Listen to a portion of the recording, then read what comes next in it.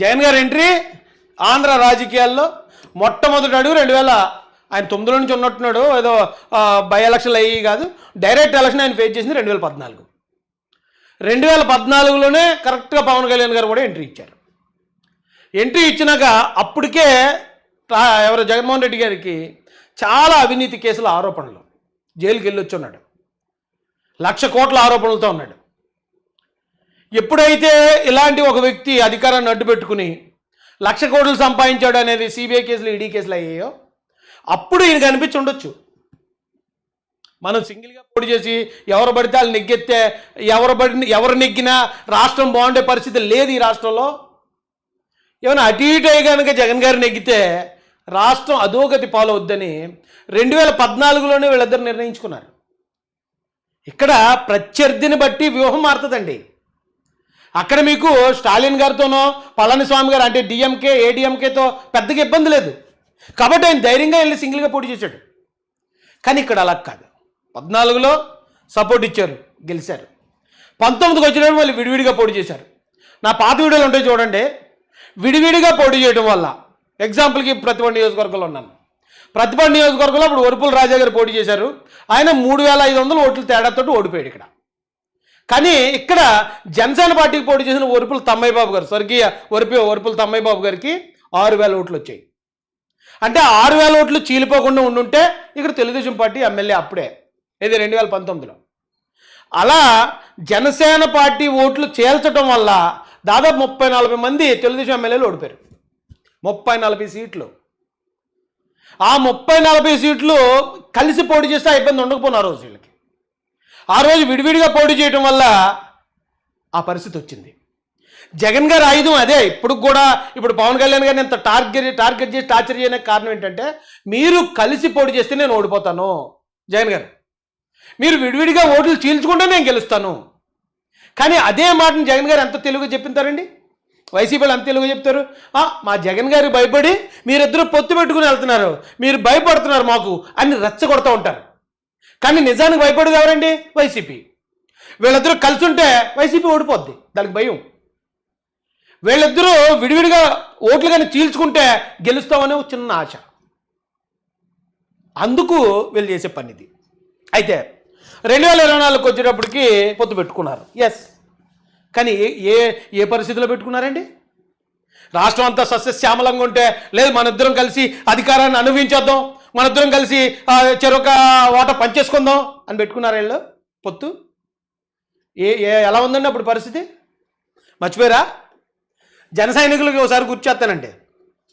Novotel ఆ రోజు నా పవన్ కళ్యాణ్ గారు వైజాగ్ వస్తే 1,00,000 మంది వచ్చారు జనం.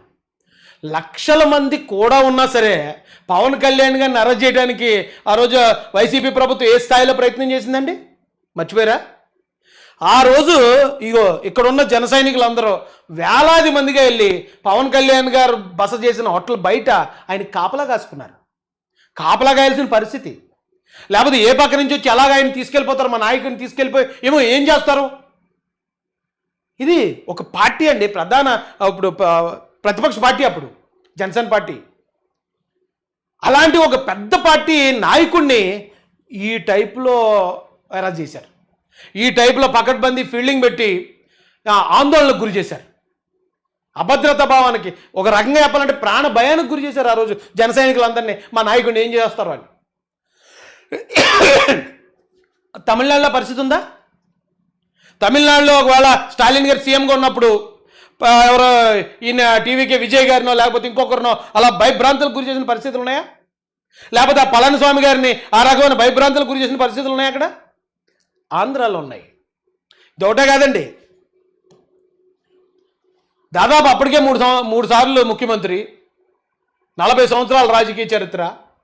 భారతదేశంలోనే టాప్ 5 సీనియర్ పొలిటీషియన్లు తీసుకుంటే ఖచ్చితంగా టాప్ 5లో ఉండే నారా చంద్రబాబు నాయుడు గారిని ఆ రోజు ఎఫ్ఐఆర్ లేకుండా తీసుకెళ్ళి అరెస్ట్ చేసి 100 కిలోమీటర్లు, పాపం ఆయన ఆ వయసులో ఒక పోలీసు జీప్లో కూర్చోబెట్టి 100 కిలోమీటర్లు తీసుకెళ్లారు.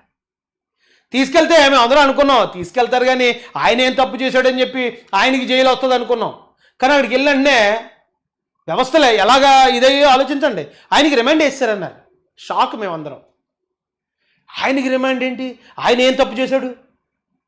నిజంగా ఆయన దగ్గర చిన్న మచ్చ కూడా లేక ఆయన బయటకు వచ్చాడు. ఇది ఆయన ఏ తప్పు చేయకపోతే 53 రోజులు పట్టింది ఆయన బయట రావడానికి. ఆయన దగ్గర చిన్న తప్పు కనుక దొరుకుంటుంటే ఆయన మొత్తం ఆయన 40 సంవత్సరాల రాజకీయ చరిత్రలో ఎక్కడన్నా ఆయన చిన్న తప్పు చేసి ఉంటే 2-3 సంవత్సరాలు ఆయన బయట రానివ్వకుండా చేద్దరు. ఆ రోజు 2-3 సంవత్సరాలు మర్చిపోయారండి. తెలుగుదేశం పార్టీలో ఆయన పాత్రుడు గారు, అచ్చెన్నాయుడు గారు, కొల్లు రవీంద్ర గారు, ఇలా టాప్ లీడర్లు ఎవరైతే ఉన్నారో అందరినీ జైలు పోలేదా? ఏమంటే ఇప్పుడు తమిళనాడులో స్టాలిన్ గారు ఏమన్నా ప్రతిపక్ష పార్టీలను అలా జైలుకి పంపించారే? ప్రతిపక్ష పార్టీలు లేకుండా చేసేద్దాం, అసలు ప్రత్యర్థి లేకుండా చేద్దామనే ఓ నియంతృత్వ పగులు వెళ్తున్నాడు ఆయన. అలా ఎల్లుంటే గనక ఖచ్చితంగా అక్కడ ఉన్న విజయ్ గారు, ఆ పళనిస్వామి గారు, మరొకరు ఎవరుంటే వాళ్ళందరూ కూటమి కట్టైనా స్టాలిన్ గారిని ఓడిందరు. అక్కడ అలా లేదు, ప్రజాస్వామ్యం ఉంది. ఎవరు పరిపాలించినా మనం వచ్చింది జస్ట్ 5 సంవత్సరాలు సూపర్వైజర్గా వస్తున్నాం, అన్ని పార్టీలను గౌరవించాలి, ప్రజాస్వామ్యబద్ధంగా పరిపాలిద్దాం అనుకుంటారు. కాబట్టి ధీమాగా పోటీ చేస్తున్నారు ఎవరికి వాళ్ళు ఇండివిజువల్గా. ఇక్కడ అలా ఉందా?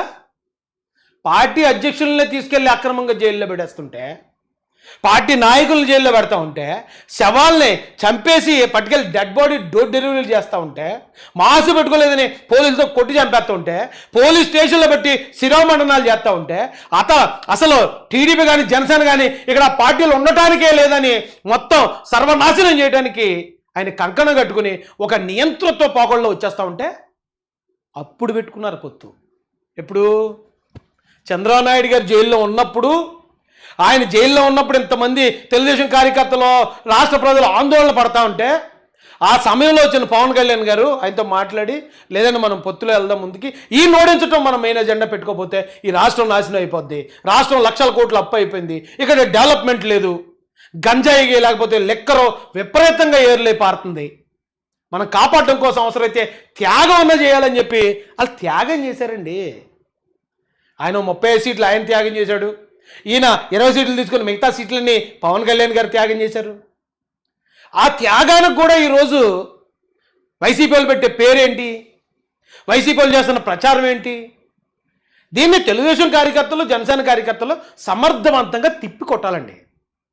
వాళ్ళు అబద్ధమైనా సరే 100 మంది వచ్చి నిస్సిగ్గుగా నిజంలో మాట్లాడతారు. కానీ ఇక్కడ ఈ పార్టీల నుంచి మరి రిలాక్స్ అయిపోయారా, లేకపోతే ఇంకా అధికారం వస్తుంది కదా అని ఏదైనా బిజీగా అయిపోయారో నాకు తెలియదు. కానీ డిఫెండ్ చేయకపోతే ప్రజలు, నేను చెప్పాను కదా, ప్రజల్లో మరుపు అనేది ఉంటుంది, ఖచ్చితంగా మర్చిపోతారు గతంలో జరిగినాయి. ఇప్పుడు ఏదైతే ఫ్రెష్గా చూపిస్తున్నారో అదే చూసి నమ్మే పరిస్థితి ఉంటుంది. మనం ఆలోచించాలి కదా.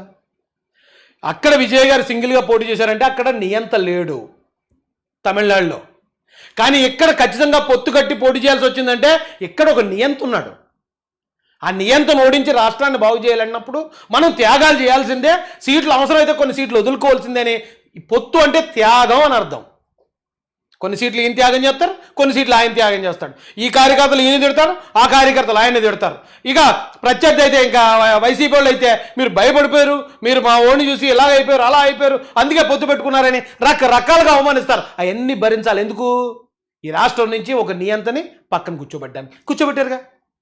ఈరోజు రాష్ట్రం బాగుంది కదా. ఈరోజు వైజాగ్కి కొత్త కంపెనీలు వస్తున్నాయి కదా. ఈరోజు అమరావతి ఇది శరవేగంగా నిర్మాణం జరుగుతుంది కదా. పోలవరం పనులు జరుగుతున్నాయి కదా. మన కాళ్ళ ముందే కనపడుతున్నాయి కదా. ఒకవేళ ఆయన ఇచ్చిన సంక్షేమ పథకాలు అంటే అంతకన్నా డబ్బులు వస్తున్నాయి కదా. బాగుంది కదా రాష్ట్రం. దీనికోసం చేశారు వాళ్ళు. దీనికోసం చేస్తే మరి ఈ స్థాయిలో వాళ్ళని ఇచ్చేస్తున్నారంటే ఏం చెప్పాలండి? వీళ్ళిద్దరూ పొత్తు పెట్టుకోవడానికి, వీళ్ళిద్దరూ సీట్లు త్యాగం చేయడానికి కారణం జగన్మోహన్ రెడ్డి గారు చేసిన అరాచక పరిపాలన. మీకు గుర్తుండే ఉంటుంది, హిస్టరీ చదివిన వాళ్ళందరికీ తెలుస్తుంది. జర్మనీ నియంత హిట్లర్ మీదకి యుద్ధానికి వెళ్ళినప్పుడు జస్ట్ ఒక బ్రిటిష్ వాళ్ళు, లేకపోతే ఒక అమెరికా వాళ్ళు, ఫ్రాన్స్ వాళ్ళు వెళ్ళలే. 9 దేశాలు 10 దేశాలు కలిపి వెళ్ళాయి. ఎందుకు? హిట్లర్ అనే వ్యక్తి యూదుల్ని, కొన్ని లక్షల మందిని గ్యాస్ ఛాంబర్లో పెట్టి చంపేస్తున్నాడు. నరరూప రాక్షసుడిగా తయారైపోయాడు. ప్రపంచానికి ఒక చేటు అయిపోయాడు. కాబట్టి నాటో దేశాలన్నీ ఏకమయ్యి ఆయన ఓడించాయి. అదేంటండి, ఇక్కడ కూడా జగన్మోహన్ రెడ్డి గారు ఈ రాష్ట్రానికి ఆ సమయంలో ఆయన చేటుగా పరిణమించాడు.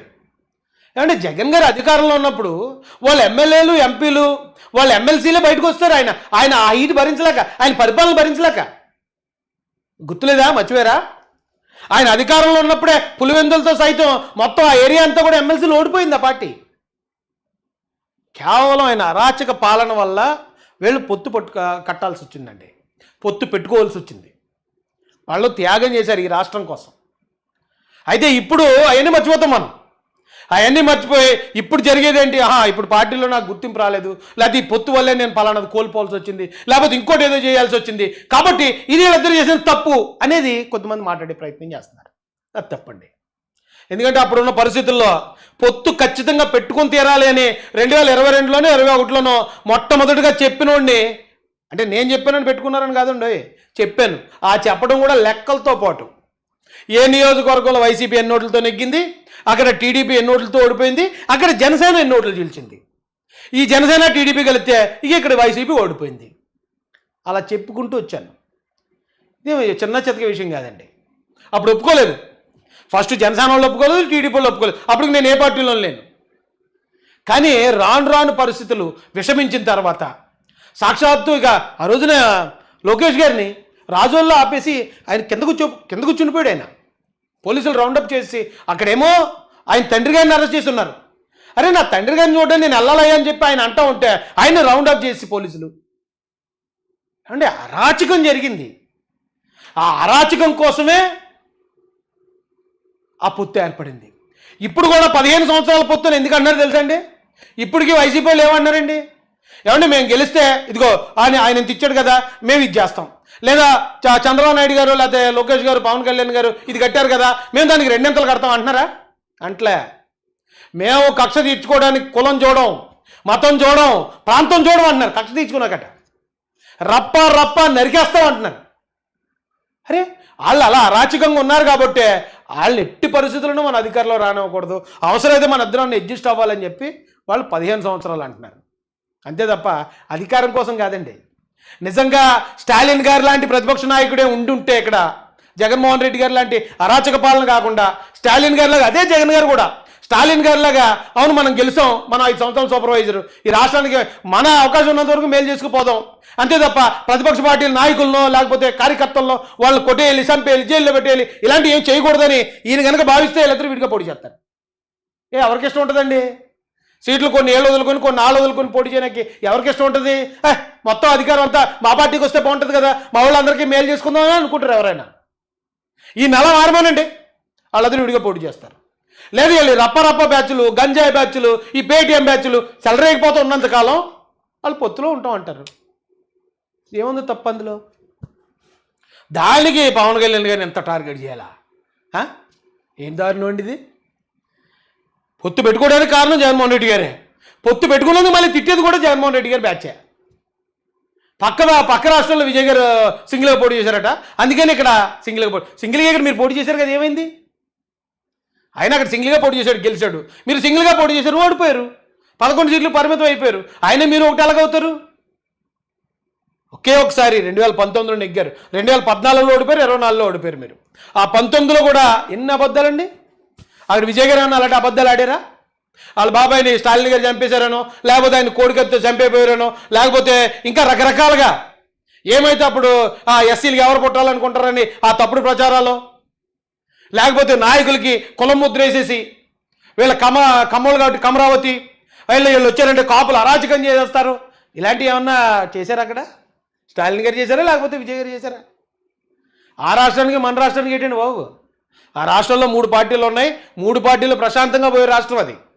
మన రాష్ట్రం కూడా అలాగ ఉండేలాగా ఉంటే మరి 2009లో మరి ఆయన చిరంజీవి గారు ఇండిపెండెంట్ సింగిల్గానే కదా పోటీ చేశాడు. సింగిల్గా ఎందుకు చేశాడు పోటీ? అప్పుడు ఒకవేళ చంద్రబాబు గారు గెలిచినా రాజశేఖర రెడ్డి గారు గెలిచినా రాష్ట్రానికి పెద్దగా ప్రమాదం లేదని ఆయన భావించాడు కాబట్టి సింగిల్గా పోటీ చేశాడు. ఇప్పుడు ఆ భరోసా ఉందా? మరి ఎన్ని అరాచకాలు జరిగాయి 2019 నుంచి 24 దాకా? మర్చిపోయారండి అప్పుడే. ఆ పద్ధతి వైసీపీ వాళ్ళు మార్చుకున్న రోజున, మీరు కూడా జనజీవన స్రవంతిలో కలిసిన రోజున, మీరు ఒక ఫ్యాక్షనిస్ట్గానో ఒక గోండాగానో ఆలోచించకుండా ఒక రాజకీయ నాయకుడిగా మెచ్యూర్డ్గా ఆలోచించిన రోజున అప్పుడు వీళ్ళిద్దరూ విడిగా పోటీ చేస్తారు. అప్పుడు ఎవరి బలాలు ఎంత ఉన్నాయి, ఎవరి పార్టీ నిర్మాణం ఎంత ఉంది అప్పుడు తేలుతుంది. అంతే తప్ప ఎదుటోడిని ఎమోషనల్ బ్లాక్మెయిల్, సెంటిమెంటల్ బ్లాక్మెయిల్ చేసేసి వాళ్ళని అవమానపరిచేస్తూ ఉంటే మనం ఇప్పుడు ఎలా తిట్టేస్తున్నాం కాబట్టి జన సైనికులు పవన్ కళ్యాణ్ గారిని తిడేస్తారు, టీడీపీ వాళ్ళు చంద్రబాబు నాయుడు గారిని తిడేస్తారు, కాబట్టి వాళ్ళు విడిపోటీ చేసి ఓటు చీల్చుకుంటే మనం నెగ్గేద్దాం అనే ఆలోచన వద్దండి. ఎందుకు ఆ షార్ట్ కట్ ఆలోచనలు? మంచి చేస్తానని చెప్పండి. ఇప్పుడు ఈ ప్రభుత్వం ఏం చేస్తుంది? ఈ ప్రభుత్వం ఎక్కడ తప్పుడు పనులు చేయట్లేదు, అందుకే మీరు ఏమి మాట్లాడలేకపోతున్నారు, విమర్శించలేకపోతున్నారు. కనీసం ఈ ప్రభుత్వం చేసిన దానికన్నా రెండింతలు చేస్తామని చెప్పండి ప్రజలకి. అలా వెళ్ళండి, నిజాయితీగా వెళ్ళండి ముందుకి. అంతేగాని వాళ్ళిద్దరు విడిపోతేనే నేను గెలుస్తాను, వాళ్ళని ఎలాగైనా ఎడగొట్టాలి ఏంటండి ఈ రాజకీయం? ఇదేం కరెక్ట్ రాజకీయం కాదండి. మరి ఎవరు చెప్తున్నారు మీకు సలహాలు, ఎవరు చెప్తున్నారో నాకు తెలియదు, కానీ చెప్పండి ప్రజలకు. ఇప్పుడన్నా ప్రజల్లో కలవండి, ప్రజల్లో కలిసి ప్రజల కష్టాలు తెలుసుకోండి. ఒక ప్రతిపక్ష పార్టీ హోదా మీకు లేకపోయినా ప్రతిపక్ష నాయకుడు కావండి, పలానా చోట ఇగో ఈ సమస్యలు ఉన్నాయి, ఇదిగో ఈ ప్రభుత్వం మీరు వచ్చి దీని సమస్యను సాల్వ్ చేయండి అని ప్రజా సమస్యల మీద పోరాడండి. అసెంబ్లీకి వెళ్ళండి, అసెంబ్లీలో మాట్లాడండి. అరే సింగిల్ సింహం అంటారు, సింగిల్గా వచ్చారు అంటారు, అదంటారు ఇదంటారు. ఇంకా అంత ధైర్యవంతులు లేదంటాడు, అసెంబ్లీకి వెళ్ళడానికి భయపడతారు. చేసే పనులు చెప్పేస్తున్నాయి కదా మన ధైర్యం ఎంతో. అసెంబ్లీకి వెళ్ళి మాట్లాడండి ప్రజా సమస్యలు. కనీసం 11 మందిని గెలిపించారు కదా, 11 నియోజకవర్గాలు తరపున వెళ్ళి ఆ నియోజకవర్గ సమస్యల గురించి మాట్లాడడానికి కూడా భయం మీకు. అలా ఒక దాన్ని ఏమంటారండి, ఒక పటిష్టమైన ప్రతిపక్షంలో బిహేవ్ చేయండి, ప్రజలకు నమ్మకం కల్పించండి. అధికారం ఉంటేనే వెళ్తాం, అధికారం లేదు ఇంట్లో పడుకుంటాం. అధికారం ఉంటే మొహంలో ముసలం కూడా వెళ్తుంది.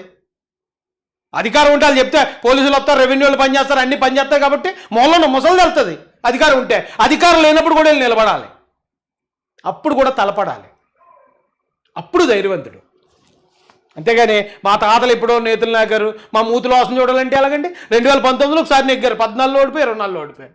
ఏముంది గొప్ప? ఏముందండి పెద్ద గొప్ప అని చెప్పుకోవడానికి?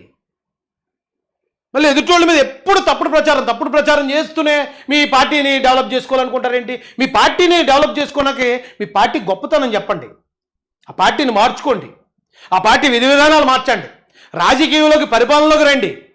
ఎంతసేపు బెదిరించటం, ఎంతసేపు చంపేస్తాం, అప్పుడు చేస్తాం, నన్ను 100 మంది 29లో చూడండి ఈ సంగతి. ఇదేనా ఇంకా చూసేదేనా? ఎదుటిని చంపేయటమో, లేకపోతే వాడిని మీకు కేసులు పెట్టేయటం, లేకపోతే వాడిని ఏదో చేస్తానని బెదిరించటం. అలా బెదిరిస్తే పనులు అవరా బాబు. రౌడీయిజం రాజకీయం ఒక్కటి కాదు. రౌడీలను చూస్తే ప్రజలు అప్పటికప్పుడు భయపడతారేమో, కానీ ఇష్టపడరు, ఓటేయరు. ఆ చిన్న లాజిక్ వైసీపీ తెలుసుకున్న రోజున ఈ రాష్ట్రంలో 3 పార్టీలు కూడా ఇండిపెండెంట్ పోటీ చేస్తాయి. అప్పుడు ఏ పార్టీకి ప్రజలు మెజారిటీ ఇస్తారో ఆ పార్టీ చక్కగా పరిపాలిస్తుంది ఈ రాష్ట్రాన్ని. అదండి పరిస్థితి. ఉంటాను మరి.